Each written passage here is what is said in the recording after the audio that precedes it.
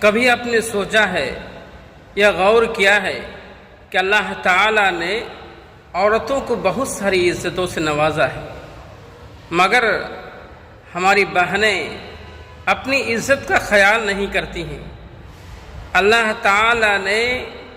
پیدائش سے لے کر کے موت تک اور مرنے کے بعد تک اتنی عزت فرمائی ہے جس کی کوئی انتہا نہیں ہے۔ آپ یہ سوچئے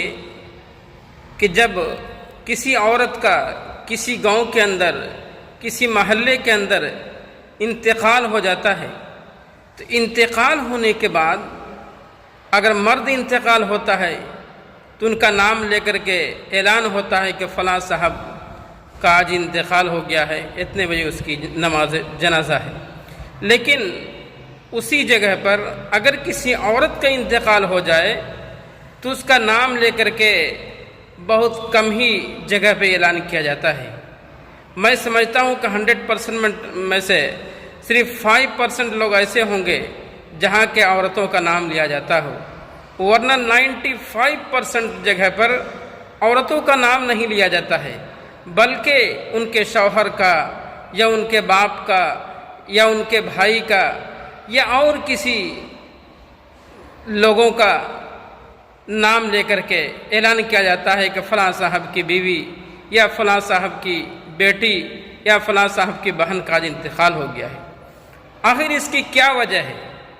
تو میں نے بہت اپنے دماغ پہ زور لگایا اور پھر سوچا کہ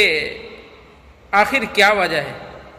تو دماغ پہ زور لگانے کے بعد یہ بات نکل کے آئی کہ اللہ تعالیٰ نے ان کی عزت تو کی ہے مگر ان کے نام کی بہت عزت کی ہے۔